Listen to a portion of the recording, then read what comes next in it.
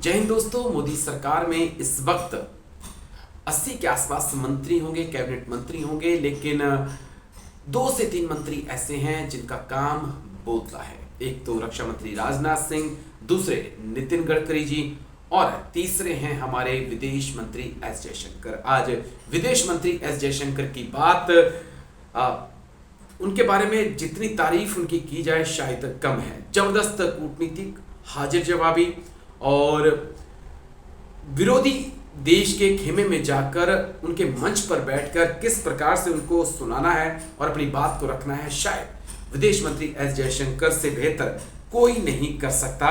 और उनके पास एक्सपीरियंस भी है, क्योंकि वो कह सकते हैं कि लंबे समय तक वो डिप्लोमेट रहे हैं, तो उनके पास एक्सपीरियंस है। और वो एक्सपीरियंस अब दिखता है जब वो ऑस्ट्रेलिया जाते हैं, अमेरिका जाते हैं, चीन जाते हैं, तो वो एक्सपीरियंस दिखता है। जिस प्रकार से वो अमेरिका के मंच पे जाके अमेरिका को सुना देते हैं, चीन के मंच पे जाके चीन को सुना देते हैं, तो वो एक हुनर है उनके अंदर।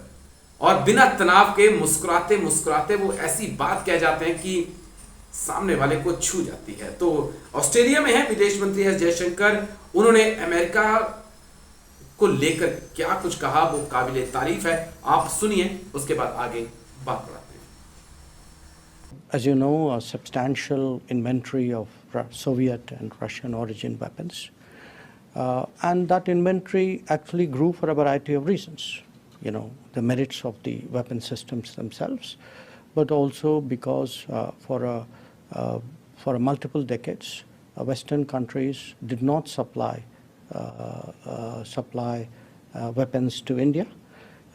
And in fact saw a military dictatorship next to us as the preferred partner. So I think we all in international politics deal with what we have.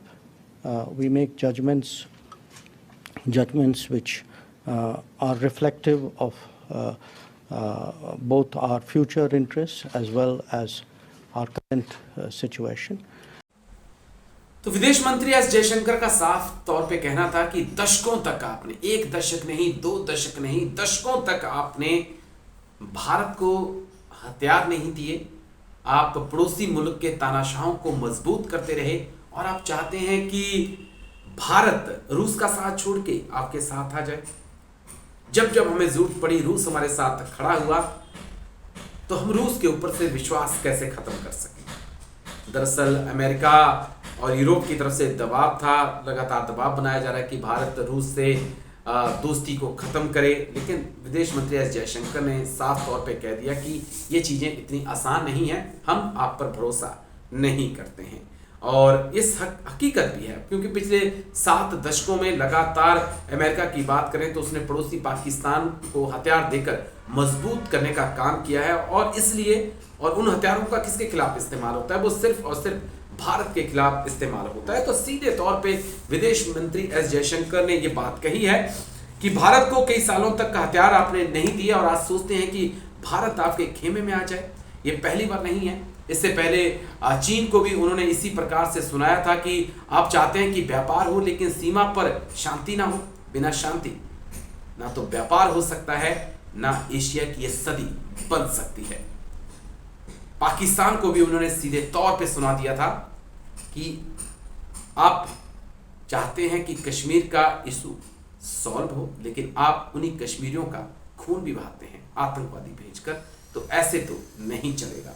तो ये कोई पहली बार नहीं है। चीन, पाकिस्तान और अमेरिका के मुद्दों पर विदेश मंत्री एस जयशंकर बहुत मुखर रहे हैं और उनकी जो बातें हैं ना, उनकी गूंज दूर दूर तक सुनाई पड़ती है। जो उन्होंने ऑस्ट्रेलिया में सच में बयान दिया है ना, उसकी दुनिया भर में तारीफ हो रही है। और कहा जा रहा है कि पहली बार कोई ऐसा भारत को ऐसा विदेश मंत्री मिला है जो अमेरिका में जाकर अमेरिका की आंखों में डालकर अमेरिका की बेइज्जती करके आ जाता है।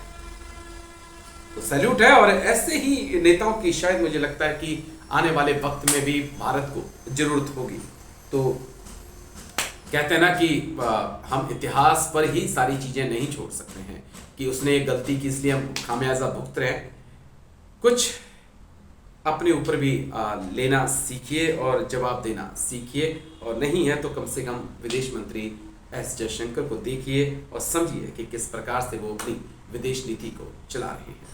तो वीडियो अगर आपको अच्छा लगा तो आप लाइक, शेयर, सब्सक्राइब जरूर करिएगा। जय हिंद।